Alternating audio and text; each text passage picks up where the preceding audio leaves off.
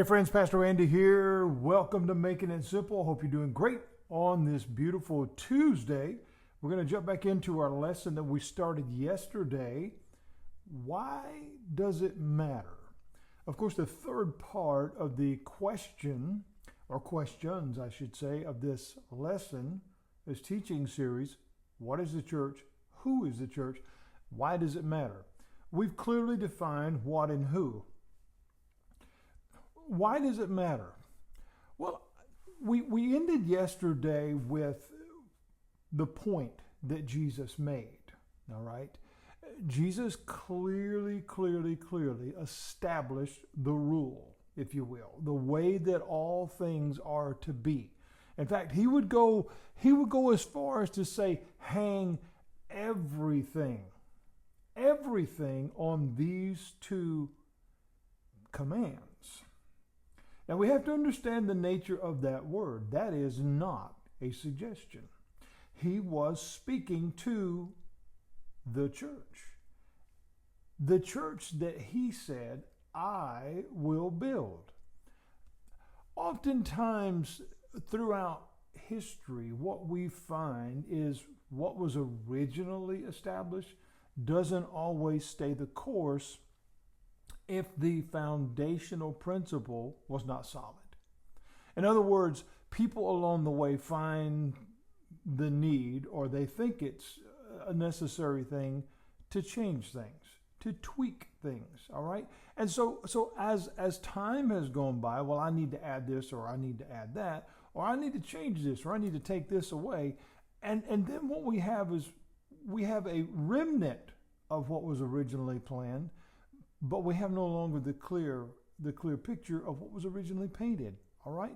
And so what we find is Jesus said, love God, love one another. How, in the midst of time, over the course of time, have we come to where we are today? Well, it goes back to what it tells us in the book of Revelation.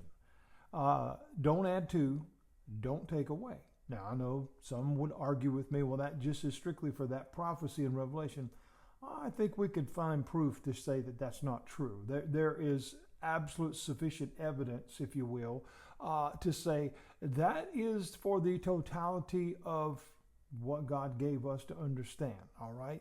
Because when we start adding to, that only addition that comes is because of opinion. And we all know what they do. We all know what they are. Opinions, everybody's got one, and well, we can go with the rest of that story another time. One of the issues that we find in why does it matter is in the process of I'm right, you're wrong, we do it this way, you don't, and all these other things that get in the way is we forget our mission. Now again, I want everybody to understand, I'm not trying to be harsh on the church. Of course, it's been my life for a long time, and I love what I do. I love ministering. I love teaching. But we have to get back to the simplicity. That's what this show is all about, making it simple. We have to get back to the simplicity because we've added so much and we've gotten so far off course. We begin to impede our effectiveness, okay? Because today, oftentimes, we see one consider being effective as large numbers. Well, that's not always true, okay? Because large numbers can come through fads and follies and everything else. It's not about that. We certainly want to reach as many people as possible. In fact, Jesus said, go into all the world, go into every nation, and preach the gospel, go into every nation and make disciples, baptizing them, and on so on. We can go on and on about that. We could get into a whole sermon, but let's get back. How do we get off course? How do we get there? Why does it matter? And here's the bottom line: when we forget who we represent, then we just start representing ourselves. And that becomes problematic because not everybody aligns with you. Not everybody aligns with me. But that was never the intent, okay? I like to do it certain ways. You like to do it certain ways. That doesn't mean that either of us are wrong. But where the wrong comes in, where misguiding comes in, where misdirection comes in, is when we're no longer doing it God's way. You see, today we find, especially on these platforms like this, friends, we find so many teaching, and we find so many offering opinion, but very few are offering what God said. Very few. And again, I don't say that to be critical, but I just saw a, I don't really know any other way to put it. I saw a horrifying video yesterday of a very, very well-known pastor that has been around forever, long as I can remember, berating, and I mean just berating and belittling their congregation over this last weekend or so, whenever it was, maybe within the last couple of weeks. It was horrifying. It was horrifying because it was all over money. I mean, the way that they spoke to their people, everybody in that congregation, and it was a large number, should have got up and walked out and never go back, because there was not a godly word that came out of that person's mouth. Not one. Not one. Because all they did was scream and yell and belittle and berate people. I mean, even to the point of calling them names and threatening them that they were out of the will of God and that they were going to be turned over to a reprobate mind and all these other, because they didn't give more.